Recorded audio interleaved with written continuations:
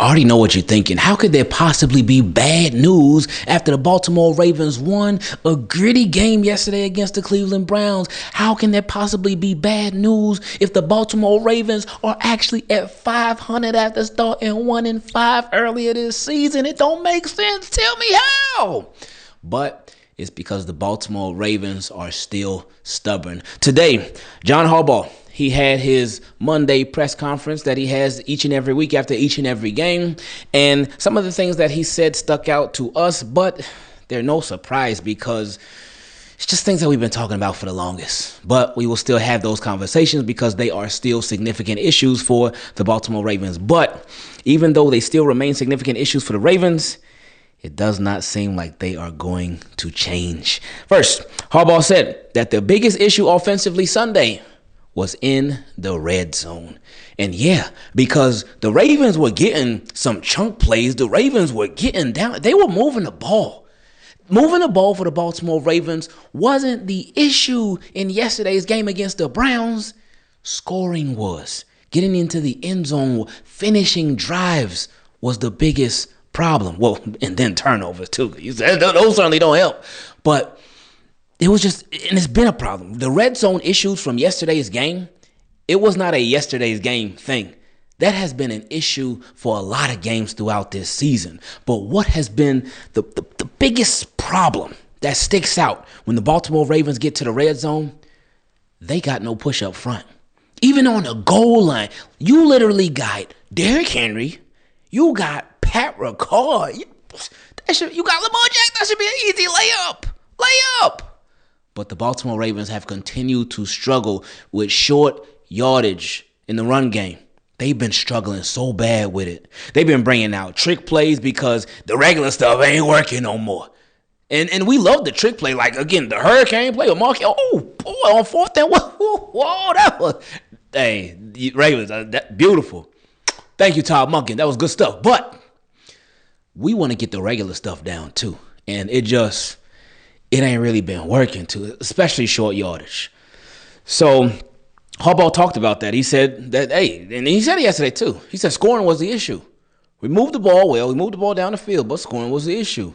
But then, with the same microphone that he was speaking on, in the same press conference, with the same cameras recording, with the same stream on YouTube and the same stream on BaltimoreRavens.com, the same head coach, John Harbaugh, said the following. He was asked about whether he's seeing enough improvement from the offensive line to not make changes. Harbaugh said he has. So, Harbaugh has said that he's seen enough improvement from this offensive line to not make changes. He said, you put the best 5 players out there, it's not even a hard question. And Jeff Zrebiec mentioned how Harbaugh said he sees room for improvement from the offensive line, but he thinks the group is getting better. So many Ravens fans, and you'll hear it in questions later on in this video, but there's a lot of different Ravens fans who have a lot of different opinions on this team, how this team should move about a free agency, how this team should move about in the draft, how this team should move about when it comes to different personnel decisions, different offenses, different defenses, different trade packages for different players and whatnot. How so many Ravens fans have so many different opinions on so many different things with this football team. But one thing that literally every single Ravens fan always agrees on is that this offensive line is a big issue. What continues to be so sad, we talk about it literally every single week. I know I'm tired of talking about it. I'm sure y'all are tired of talking about it too. But we talk about it every single week. The offensive line is a problem. And I keep saying it too, like if they haven't changed anything by now, they're not going to change anything. But the thing about that, and I keep saying that, I'm obviously going to hope that they get better. That's what I'm hoping for. That's what we all hoping for, obviously. We don't want to wish failure on this offensive line. No, of course not. But something that somebody pointed out to me in the comment section of the post-game thoughts video from earlier today, and shout out to all of y'all that watched it. Make sure you go check it out, by the way.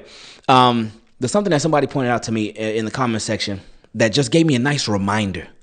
They said with how bad the offensive line is, Lamar won't have time. True, we've seen that a bunch of times. The running backs, they won't have lanes. That's true as well. The wide receivers, they can't get open down the field. Because that's been a thing too. I've talked to some people who feel like, oh man, Ravens wide receivers, they ain't nothing special, they ain't nothing serious. They need to get better. But at the same time, do they even have time to get better? Do they even have time to get down the field on their routes? No, because the offensive line don't give them that. We saw in yesterday's game, and I talked about it in the post-game thoughts video, like, yeah, Lamar, that game yesterday from him was ugly. You look at the box score was ugly, but then you look at the actual game, it was like, oof, this is ugly. But then, again, context is very important. The offensive line. Lamar Jackson got sacked 5 times in yesterday's game. 5 times. Now, a sack is different from pressure. Obviously, a sack is pressure too, but that don't mean that he got pressured even more times. But he got sacked 5, so he got brought down to the ground 5 times. 4 of those by Myles Garrett. So it's like, and then there was a play, and shout out to the film guys for posting all this stuff. I appreciate the film guys so much, because in a broadcast, you can't even see it. There was one play, it was a completion to Isaiah Likely. I think my guy Yuri posted it, by the way. But it was a completion to Isaiah Likely. I didn't even see that. Lamar got straight up whacked, leveled. And this has been a problem all year long. From week 1, Lamar has been getting crushed. Like, it's been bad. And you would think, all right, it's week 1. That's our offensive line. You know what? It's week 1. They ain't play preseason together. They got some growing pains. Okay. Then week 2 rolls around. And week 2, I know Myles Garrett still did what he does. Not like in this game yesterday, but still. But week 2, you think, okay, it's still early in the season. Then week 3, oh my goodness, it was historically bad. And the Detroit Lions, they were obviously historically great in that game. But my goodness, man. And then literally in week 4, Lamar got hurt because of it. So it would clock in my mind, really after week 1.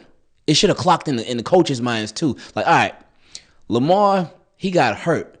If in the game, because Harbaugh talked about it post-game. That's what makes this even worse. And all this stuff is like coming to my mind like on the spot. But that makes it even worse because Harbaugh literally said, in the game, Lamar Jackson, it was 4th and whatever. And usually Ravens would be like, go for it. Like, you remember the infamous call in Seattle? In, what was that, 2019? Yeah, you want to go for Lamar? Lamar said, yeah. And that's the clean version, of course. But they go for it, and they've been going for it for like every 4th down since then. But Harbaugh said that in that 4th down in the Bills game in the 4th quarter, in week 1 of this year, that he said Lamar removed himself from the game because he was cramping really bad. Really, really bad. Now, that was literally right after he took that nasty hit from Ed Oliver. One of the nastiest hits I've ever seen Lamar take. Ever. It was like, oof, it was bad, man. Ed Oliver folded him, man. It was nasty. But anyway, so Harbaugh in real time in that game, Lamar was hurting. Why? Because he took a hit from who? A defensive lineman. Who's supposed to protect Lamar Jackson from defensive linemen? The offensive lineman. But they clearly didn't do that on that play. But Harbaugh said, no, we're going to stay with the same offensive line. So they did that weeks 1 through 4, and then Lamar Jackson literally got hurt. Because, why? The offensive line couldn't block. He got hurt, got a hamstring injury. And again, a lot of us think he was hurt before the season even started. Think he's been hurt all season. He's been dealing with something all season. Still seems like he's dealing with it. So you would think, I really want to protect this guy. This is our quarterback. This is our team right here. We should really do something about protecting this guy. But they still continue to roll the same 5 guys out there. They may have Pat Ricard out there as an extra offensive lineman. They may have him in the backfield. They'll use Derrick Henry. They'll use Justice Hill in pass protection. But the same 5, it continues to remain the same. No changes. No additions, no subtractions, no changes at all. But Lamar still gets hit like crazy. You still struggle in the red zone like crazy. You still struggle in short yardage running the running game like crazy. So this is really an indictment on this coaching staff. Again, more continued malpractice. Because if something isn't working, we always say, hey, if the Ravens are winning or the Ravens are losing, you need to recognize ways to still make this team better. And if something isn't working, if it isn't working for like maybe 1 or 2 weeks, it is what it is. 1 or 2 weeks, okay, you can fix it. If it ain't working for 3 or 4 weeks, okay, I'm starting to see a little pattern here. Let's just try it out for a little bit longer. But if it ain't working for 5 or 6 weeks, then that leads to 7 to 9 weeks. Then that leads to 10 and 11 weeks. And you're not willing to change it, that's a huge issue. We're at my favorite part of the videos where we feature your questions. Send an email to teamkeepitclean@gmail.com if you want to take part in it, or if you want to show the channel a little extra love and support, you can go to patreon.com/Ingravenvids and become a Team Keep It Clean patron. Let's get into this first question that came from my guy, Mason. He said, run offense. What's going on, Ingraven? First time sending an email in. Hope all is well, and shout out to you and the family. Your content is very inspiring. Now, I appreciate you, Mace. Thank you, my friend. He said, my question is, why do we not run the read option anymore like we've done in the past? Is it because 8 is hurt? Hey, there you go. I think that is a huge part of it. Lamar Jackson, he's not himself. He's not. Still amazing player, best in the world, but he is not himself. We see it. I think a lot of people see it. And then on top of that, like if they want to run the read option, like whoever keeping the ball, whether it's Lamar, he handed it off to Derrick Henry or Keaton Mitchell, just whoever, they ain't gonna have that much time because the offensive line. Well, anyway, he said, is it because 8 is hurt or are we saving that for the playoffs? We're lucky to see it once a game. That's true. We ain't been seeing it. Like that used to be Ravens move right there. But they don't be doing it no more. He said, I've seen so many opportunities of big yardage if Jackson just kept it. It would also help with all those tackles for losses going on. Ooh, yeah, there's been a lot of those. He said, I feel as the defenses are just keying on our running backs because Lamar Jackson hasn't pulled one in a while. Now, you know what? I'm glad you brought that up because in the presser from earlier today, John Harbaugh spoke about that. He said we had some QB runs called early. He said, but the Browns, they were all over that. All over it. But I mean, the Browns, they were really all over everything because the offense wasn't doing much or nothing. But I wonder why that was. Next question came from my guy, Michael. He said, observations on Falele's play and Lamar's explosiveness. What's good, Ingraven? Big blessings to you and your family. Much love. Here's something I've been wanting to share and get your thoughts on. All right, here we go. He said, I wanted to share something I've been noticing while watching the games recently, especially after going back and looking closely at certain plays like the one in the attached screenshot. Oh, you ain't attached no screenshot, my friend, but it's okay. I'll try to remember exactly what play you're talking about. I don't know if I will, but I'm going to give it a shot. He said, to be honest, I've never paid this much attention to an offensive lineman in all my years of watching football, but I find myself fixated on Daniel Falele every week, and not in a good way. More often than not, he looks like he's either blocking an invisible defender or losing his balance completely. With his size and strength, he should be a difference maker, but his footwork and reaction time seem to be constantly a step behind the play. His pad level rises quickly, and he doesn't anchor well against speed to power, and he often lunges instead of sliding. It feels like the slightest stunt or quick edge move throws him off. And instead of resetting his base, he just collapses or drifts into empty space. We have seen a lot of those clips, a lot of those highlights where he's just missing. He's losing. During the live stream yesterday, I was trying to defend him, and I do try to make it a point where if we're going to call somebody out for something that they're doing bad, then make sure you give them praise when they do something good. On Derrick Henry's 59-yard run, Daniel Falele was a big part of that. He really was. On the Hurricane play, on the 4th and 1, Mark Andrews, the 35-yard touchdown run, Daniel Falele was a big part of that whole offensive line. But Daniel Falele, you see a lot of misses. Some misses get highlighted more than others, but you see a lot of misses. And something that we were talking about yesterday in the live stream, y'all got to be coming through to the live stream. Make sure y'all come through to the live streams if you can. I know y'all be busy on Sundays. I get it. But anyway, something that we were talking about is that, again, more coaching malpractice from this team. Daniel Falele, you drafted him as a tackle. He was expected to be sort of like a developmental tackle for the Baltimore Ravens. You drafted him as a tackle, and last year, 2024, was his first year playing guard. Lamar Jackson, literally the previous year, is coming off of an MVP season. So, okay, Lamar, let's go. He won an MVP. And even if he hadn't come off the MVP season, this is your franchise quarterback. So you decide for Lamar Jackson in year 7 that, and you're obviously in win now mode. At least we think you are. We hope you are. But anyway, you're in win now mode, and you decide to put somebody who's playing guard for the very first time in their football career to protect your franchise quarterback. So you're running an experiment at guard to protect your franchise quarterback. That's dangerous right there. That's another reason why a lot of people were so just confused on the Zach Orr hiring. Zach Orr is somebody that had never been a defensive coordinator before. And he's been doing this thing recently. He's somebody that had never been a defensive coordinator before.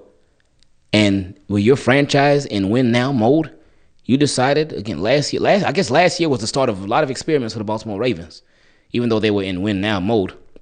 But you decided to have him be your defensive coordinator when he had never done it before, and you're in win now mode. It's a lot of decisions that the Baltimore Ravens make where we're like, we obviously hope everything works out for them. But this is one of those things. Both of those were things that a lot of Ravens fans, they were head scratchers for them in real time. Not just like, hindsight is 2020. No. A lot of Ravens fans talked about those in real time. But that's just something to think about. Anyway, continuing. He says, it's at the point where his presence becomes a liability on certain downs because the play is already compromised before it even gets going. Oh, that's just something right there. He said, and I know this might be an unpopular opinion in the fan base, but Lamar doesn't look as explosive as he once did.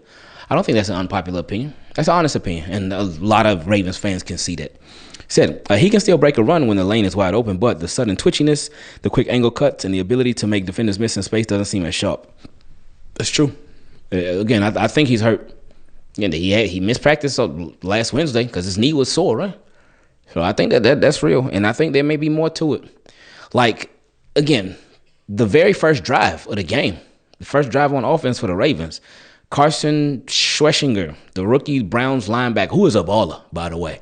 That boy is nice. Browns got 2 really, really nice rookies, and him, Schweschinger, and Judkins, too. Judkins is a baller. I was so happy when he would get off the field. Boy, that boy's a problem. But anyway, Schweschinger, rookie, one-on-one with Lamar Jackson, open field, he made the tackle. I said, ooh, whoa, wow. So, yeah, Lamar definitely off. Anyway, he said sometimes it looked like he's running hard, not fast. He's still an elite talent, no question, but his open field looseness and ability to instantly accelerate don't look the same as the 2019-2021 version of him. It could be the cumulative hits, the current state of the offensive line, the play designs, or just natural wear over time, but the drop-off in explosiveness is noticeable. I don't think it's time. I don't think it's father time. I don't think it's age at all. Okay, I can still move even though I get a little older, but no, with Lamar, I think it's the first couple of things you said. The cumulative hits. He's been taking a lot of those. The current state of the offensive line. Yeah. As far as the play designs, yes and no. Not really, though, because we've seen all type of play designs where Lamar still get loose, but he just ain't been as loose as he once was. He said, I genuinely love to see you break down both of these topics on the channel. A deep dive on Falele's technique issues and what Lamar's film shows in terms of his burst and change of direction ability now versus previous years. Well, hopefully in our response to your questions, we were able to cover both of those. He said, thanks for all the content and the honest football talk. Look forward to your breakdown. Hey, I appreciate that a lot, Michael. Now, as far as Falele, again, you talked about the technique issues. It just gives me that reminder again, like we talked about earlier. Falele is an experiment. Is just like somebody who we're going to be seeing this Sunday, Brandon Stevens. Brandon Stevens was another one who was an experiment. He was a running back. Then they had him at safety. He wasn't a running back in the NFL, but in college he was a running back. But then they had him at safety for the Ravens. Then they had him at corner. Then they had him at safety. Then they had him at corner. And then they stuck him at corner. And again, they were just trying different positions with him because they wanted him to be on the field. I guess they really felt like he was an athlete. So we got to have him out there. But he ended up being a liability. He ended up being a liability for the Ravens, and they kept him out there. They still kept him out there. They continue to keep him out there. And my only reasoning why I can understand, not agree with, but understand why they kept him out there is because they just wanted a good comp pick for him. And in my opinion, It seems like it's the same thing with Daniel Falele. Now, I will say, and I got to bring this out. We talked about this in the post-game thoughts. Make sure you check that video out, by the way, about the post-game thoughts. But anyway, we talked about it in that video too. Daniel Falele, he has been a problem, yes. But this whole offensive line has. Everybody has. Roger Rosengarten, he got beat multiple times yesterday. Literally got pushed right back by Myles Garrett. Now, again, we ain't going to be going against Myles Garrett every single week, so that's a great sign. But at the same time, whew, yikes. Daniel Falele, he been talked about enough. Voorhees, he been talked about enough. Linderbaum, he been up and down. But Ronnie Stanley, I was just saying earlier this week, man, Ronnie Stanley been so quiet. Not yesterday. Yeah, oh, boy. But again, Myles Garrett is Myles Garrett, so got to give him respect. But at the same time, this Ravens offensive line, they've been struggling all year. So that's, again, what we talked about at the top of this video. That's what makes it so frustrating, that it does not seem like the Baltimore Ravens are going to do anything about it. Next question came from my guy, Chazeray. He said, no more Hill. Hey, what's up, team? Keep it clean. I won't be long. I believe that we may have seen the last of Justice Hill. Hear me out. Mitchell looked good other than the pop-up fumble. The drop that ended up turning into an interception. But anyway, and that was the pick six. Yeah, that was a pick six. Anyway, he said, we always have bad luck playing in Cleveland. What do y'all think? It ain't bad luck. It's just that Cleveland be showing out. They know Ravens coming to town, and they say, hey, we got to play spoil something that they got going on. And they came close yesterday, but not close enough, thank goodness. He said, anyway, Mitchell and Henry to me look like a better 1-2 punch than Hill and Henry. Should the Ravens make that move, please get Falanke, whatever his name is, off the field and play Jones. Emory Jones, he's talking about. He said, Ravens, let us see what that looks like. Just like this baked pork chop, I'm gone. You love you some baked pork chops. I believe you sent in a question like maybe a month and a half ago talking about a baked pork chop too. But anyway, as far as Keaton Mitchell, yeah, I could see that happening. Because Keaton Mitchell, he has, even yesterday, he didn't get that many carries. He got a couple catches though. He did get some carries, and he was on that field. A lot of passing downs and stuff too. So okay, but obviously Justice Hill was out, so that played a big part. But I can see that happening. Now, I wonder with Justice Hill, they really do like him as a pass blocker. And he has some good situational awareness when it comes to picking guys up when they blitz in Lamar. So that does help his case to remain on the field a lot for those situations. But I wonder how they're going to handle that. I think they will continue to have him out there, but I do still think Keaton Mitchell should have a larger role and continue to have a larger role, especially in the run game. Still not confident. Next question came from my guy, Reginald. He said, what's good, Ingraven? Hope all is well with you and the family. I still don't know how to feel about this game. I've honestly been on cruise control since the Bills game, so this has really been a we'll see kind of season. I was actually supposed to be chilling during this Browns game, but I had to bring out the heart monitor for the first time this year. I still do care for the team, obviously, and I wish them success and hopefully a Super Bowl this year, but I just can't feel confident. The defense has improved and been playing well. Even with it being lesser teams, I can tell there has been a clear change since the beginning. That's true. That's a perfect way to explain that. I've been trying to look for the words to explain that because we get it. Some of the teams have been lesser teams. Some have not been. But you see the change. So I appreciate you acknowledging that and saying it perfectly. He said, but my biggest concern is, along with the rest of the Ravens flock, is that offensive line. See, what we were talking about earlier in the video, everybody's on the same page with that. Everybody. He said, we can win out the rest of the year, but I fear the O-line is going to be our Achilles heel. It needs to be changed. I know it's not going to be, but for us to have a chance, we got to make a change. Sound like Michael Jackson right there. He said, I thought the offensive play calling was okay for this game. Could it have been better? Most definitely. I agree. He said, but I think the O-line makes the play calling worse than what it looks like. Bingo. Even, you know what's crazy? The Lamar Jackson interception, the second one. And I like how so many people have brought out that why does every single Lamar Jackson interception just got to be something crazy happening? He can't have no regular interception to where, well, the Chiefs game, that was one, because he got pressured and he threw it up, and then the Chiefs linebacker he was in better position than Mark Andrews. But all his other interceptions, it's just got to be something crazy. The Keaton Mitchell, he dropped it, went up in the air, they caught it. But then the second interception, where it hit Roger Rosengarten. You know what's crazy? On that play, I didn't even realize it in real time. Roger Rosengarten, he got pushed back. He got pushed back by the defensive lineman, and Lamar was trying to throw it to Charlie Kolar.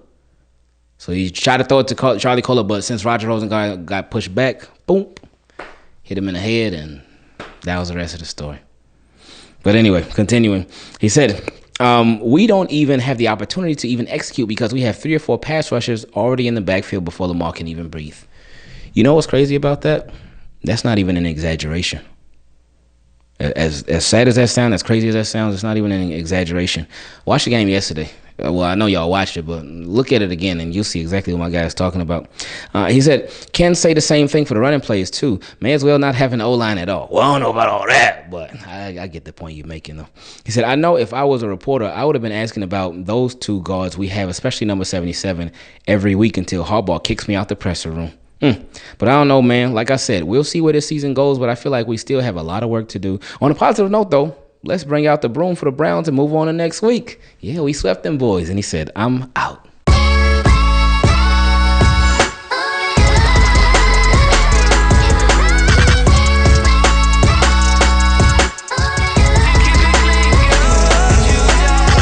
The flock flies to the wise, it's a wonderful thing. Look what vision and commitment and some discipline brings. When 8 becomes 1, the mood swings and the flock sings for another ring. Man, we tuning in to Ingravenvids.